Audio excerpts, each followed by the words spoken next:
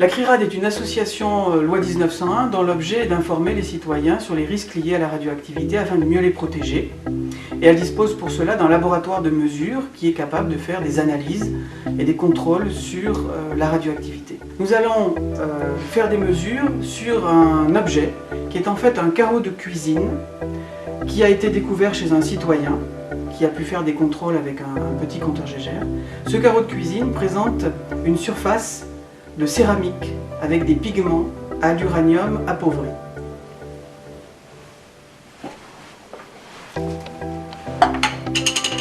Voilà le carreau. Sur cette surface, il y a les pigments à l'uranium appauvri et sur la face arrière, il y a simplement un matériau neutre.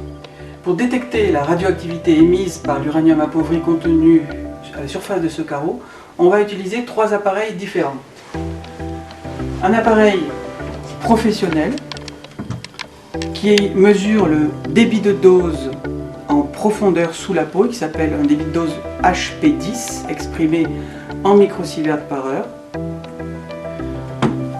Un compteur Gégère grand public, qui s'appelle le Radex, et qui mesure lui aussi des débits de dose en microsieverts par heure.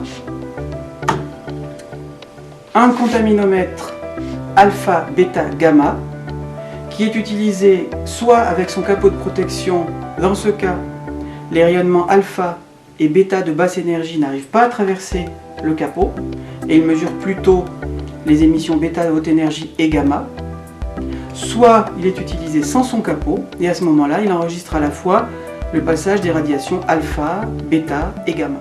La première chose à faire est d'enregistrer le niveau de radioactivité naturel dans un lieu. En effet, le sol, les murs contiennent naturellement divers éléments radioactifs, de l'uranium, du thorium, du potassium 40 qui émettent des radiations. En plus, il y a des rayonnements cosmiques qui viennent de l'espace.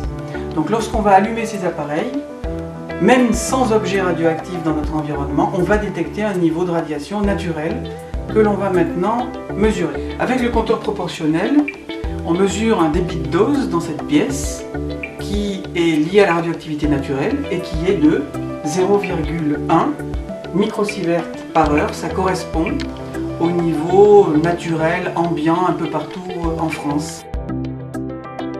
Nous allons maintenant vérifier si, en présence du carreau contenant de l'uranium appauvri, on observe une différence. Donc la face radioactive du carreau est posée au contact du compteur proportionnel. En attendant quelques secondes, on n'observe pas d'augmentation significative de la radioactivité.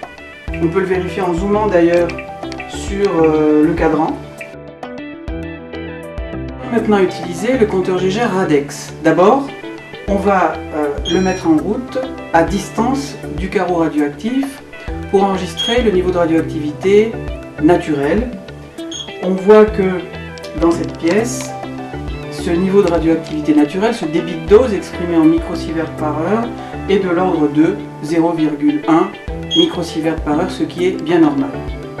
Et dès qu'on va approcher le carreau qui contient l'uranium appauvri, on entend un signal qui nous indique l'augmentation du taux de radiation, en l'occurrence du taux de radiation bêta-gamma que ce Radex est capable d'enregistrer.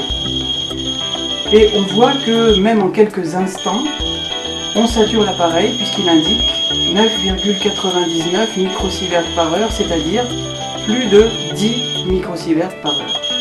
Ceci est lié à la présence dans ce carreau de 2000 becquerels d'uranium appauvri. Donc on voit bien qu'il est extrêmement difficile de détecter l'uranium appauvri si on ne dispose pas d'appareil adapté. Même un appareil professionnel de grande qualité, comme celui que nous avons utilisé tout à l'heure, n'est pas forcément adapté pour détecter facilement la présence d'uranium appauvri. On voit également qu'il suffit que cet uranium soit recouvert d'un peu de terre ou d'un autre matériau pour que l'on ne détecte plus sa radioactivité.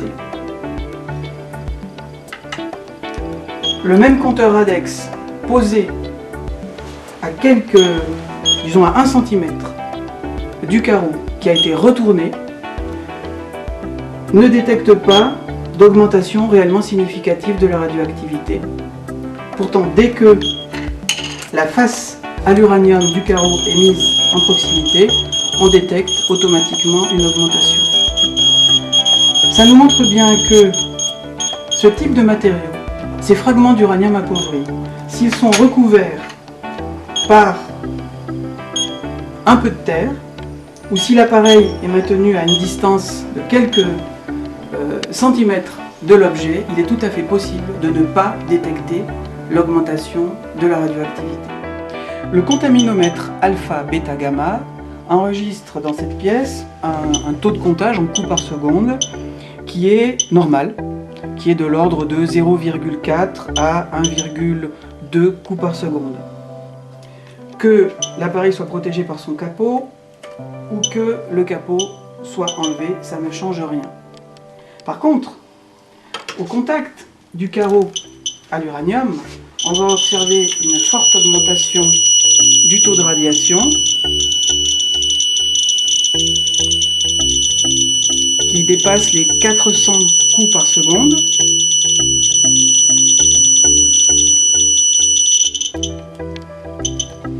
Et si on interpose un petit écran entre le carreau et le contaminomètre, on n'observe pratiquement pas la présence de cette radiation puisque on reste dans une gamme de l'ordre de 0,2 à 1,2 coups par seconde, c'est-à-dire proche du bruit de fond. On voit bien l'importance de la distance,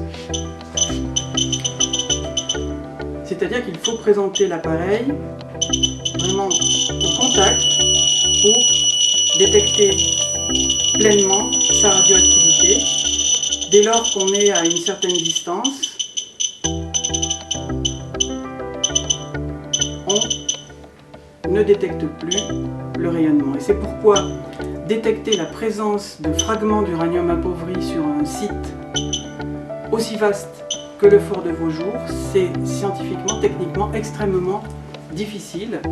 Il faut disposer d'appareils de contrôle radiologique adaptés et il faut faire des contrôles extrêmement minutieux, pratiquement centimètre par centimètre. Et dès qu'on va décaper un peu de terre, il faudra de nouveau présenter les appareils au contact du sol, presque centimètre par centimètre, pour être sûr de détecter tous les fragments d'uranium appauvri qui ont pu être déposés à la surface du sol ou encore plus enfouis sous le sol dans le cadre de toutes les expérimentations que le CEA a conduit sur ce site pendant plusieurs décennies.